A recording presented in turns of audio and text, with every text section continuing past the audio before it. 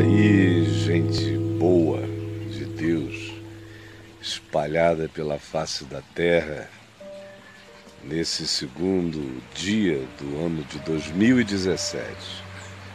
Como é que vocês estão? Gente do mundo inteiro aqui comigo, literalmente de toda a terra. Como é que estão as coisas por aí? Qual o espírito?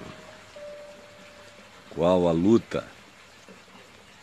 Qual o desafio? Cada um tem o seu. O mundo não é um só.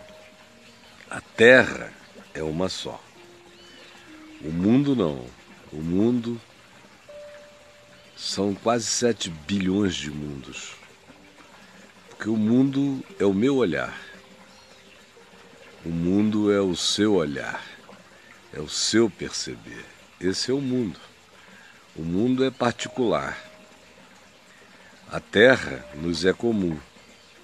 E na Terra, a soma dos nossos mundos faz aquilo que de maneira ampla a gente chame também de mundo, de sociedades, de civilização, de outras coisas. Mas isso tudo é a soma de nós todos.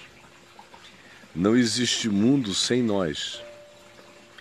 Antes de nós chegarmos aqui, antes de sermos aqui criados, ou aqui postos, não havia mundo. Só havia terra. E na terra, criaturas. Mas não havia um mundo. Quando a gente diz o mundo dos dinossauros, é uma categoria humana sendo projetada sobre um ente para quem não existe mundo. Existe instinto, volição, fome, sede, mas não um mundo. Porque para ver mundo é preciso ter consciência de si, ter consciência do outro, ainda que essa consciência de si não seja aquela consciência digna do termo consciência, seja uma consciência sem ciência real do outro, e nem do que nos cerca e nem de si mesmo. Mas é isso que caracteriza o mundo. Sou eu dizendo eu, sou eu dizendo oi, gente boa. Onde não haja uma criatura com esse tipo de consciência, existem apenas ambientes planetários lotados de organismos, maiores, menores, mas mundo é uma capacidade que decorre do olhar, que recorre da interpretação, do sentimento, do pensamento, das crenças, das ideologias. É daí que vem a real ideia de mundo.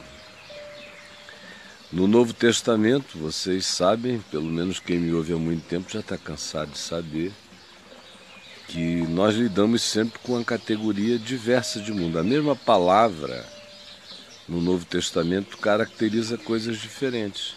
A palavra traduzida na sua Bíblia para mundo, às vezes significa cosmos, literalmente o cosmos. E no Novo Testamento grego, cosmos, significando muitas vezes o universo, que é uma palavra que não existe no Novo Testamento. Existe cosmos, para designar o universo, o conjunto das coisas criadas e observáveis. Existe a palavra mundo no Novo Testamento, sendo usada para caracterizar a sociedade humana, o ajuntamento humano, e existe a palavra mundo caracterizando as ideologias e sistemas. Então você tem mundo como uma categoria universal da criação, você tem mundo como sociedade humana, e você tem mundo como os sistemas da ambição, da troca, do toma lá da cá, da busca de poder, de dominação, de controle, dos conflitos geopolíticos. Isso aí é mundo. O Novo Testamento não tem nada a dizer contra as duas primeiras manifestações de mundo, a não ser que bom! O Senhor criou o cosmos e tudo que neles há. Essa é a glória. Esse é o templo, como diz o Salmo 29. No seu templo, no seu cosmos, tudo diz glória. A segunda dimensão é maravilhosamente positiva também, porque Deus amou o mundo. Que mundo é esse? Wall Street. Que mundo é esse? O capitalismo? O socialismo? O moribundo comunismo? Não. Não amou nenhuma dessas coisas. E aquele que as ama, o amor do Pai não está nele. O mundo que Deus amou sou eu. É você, é gente. É a sociedade humana pela qual Cristo morreu. Agora, João diz na primeira epístola dele, no capítulo 5, ele pergunta: qual é a vitória que vence o mundo? Lembra disso? Qual a vitória que vence o mundo? Aí ele diz que a vitória que vence o mundo é a nossa fé. Qual é a vitória que vence o mundo?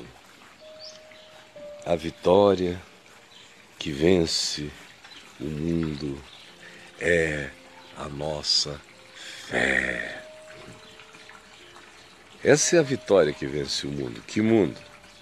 O cosmos não está precisando ser vencido, ele está precisando ser amado, cuidado.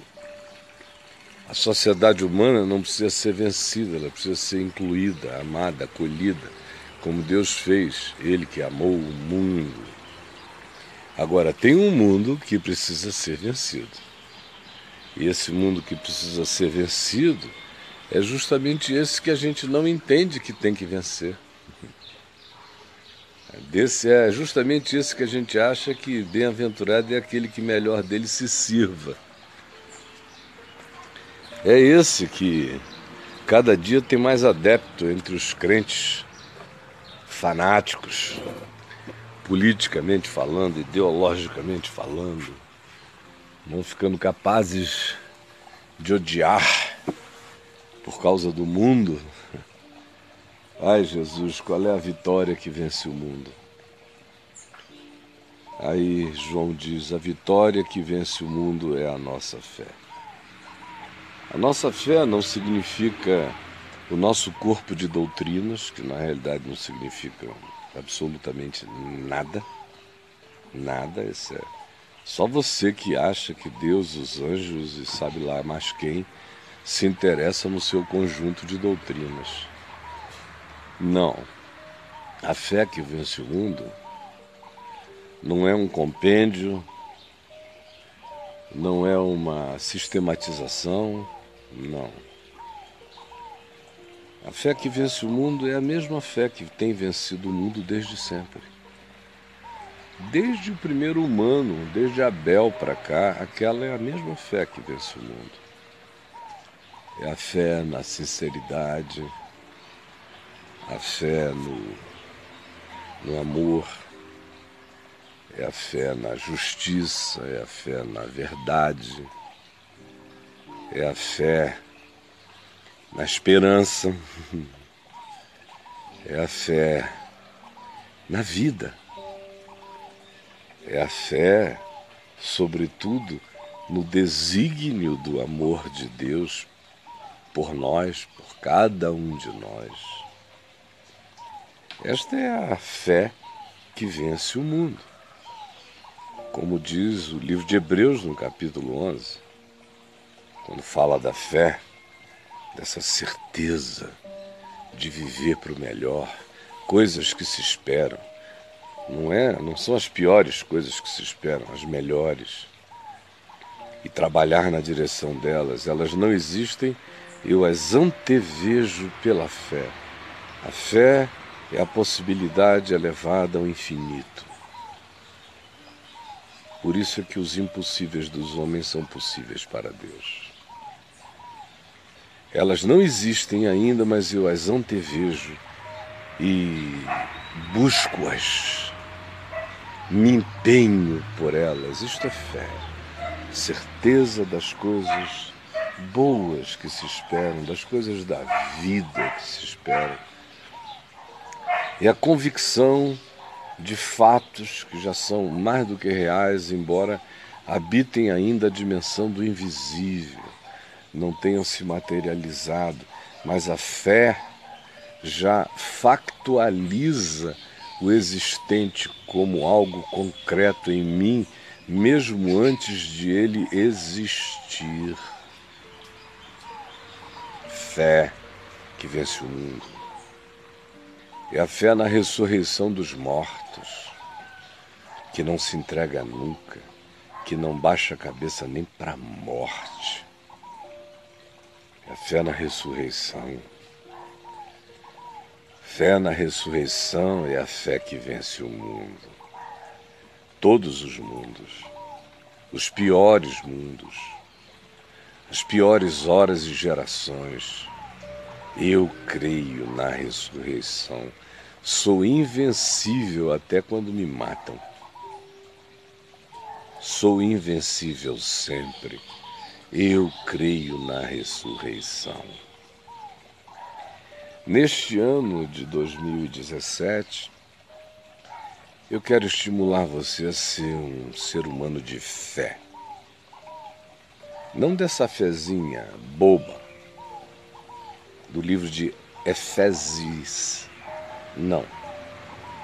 Quero que você seja de Efésios. Quero que você seja não aquele tipo do fé demais não cheira bem. Eu quero que você aprenda o significado de crer e se torne uma pessoa com raiz. Você se torne de uma erva frágil num carvalho de justiça, crendo na ressurreição, tomado desse santo entusiasmo, que é uma palavra linda, entusiasmo. É aquele que tem um Deus dentro de si como ânimo, em fio, fel, entusiasmo, vem daí no grego, é aquele que carrega Deus em si, um ânimo divino, fé, fé. Pela fé, leia Hebreus 11 hoje todinho. E veja o que as pessoas conseguiram, atravessaram, aguentaram, suportaram, enfrentaram, viram antes da hora, se prepararam antes do tempo.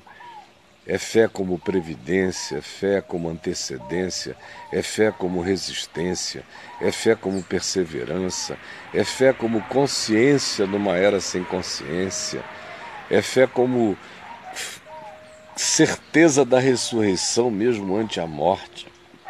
É fé que não teme o número dos adversários, pois sabe que maior é aquele que está conosco do que aquele que está no mundo.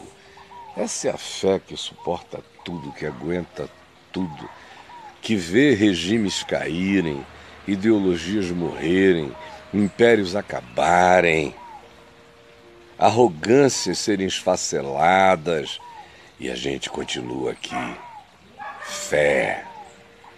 É fé, porque sem fé é impossível agradar a Deus. Porquanto é necessário que aquele que de Deus se aproxima creia que Ele existe e que se torna o galardoador de todos aqueles que o buscam. É fé. É o que eu desejo a você nesse início de ano.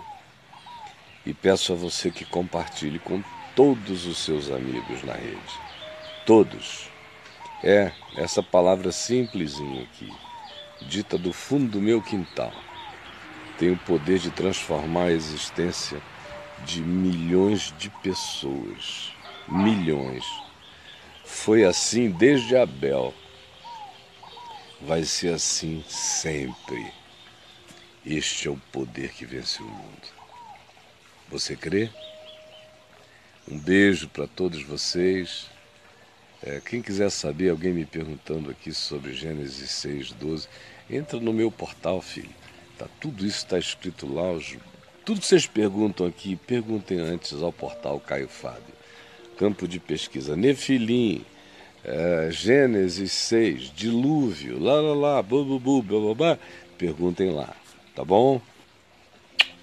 Beijo para todo mundo. Papo de Graça recomeça dia 4. Eu tinha dito 3, mas agora será dia 4. Eu estou precisando de um diazinho a mais para mim. Beijão para vocês. Tchau.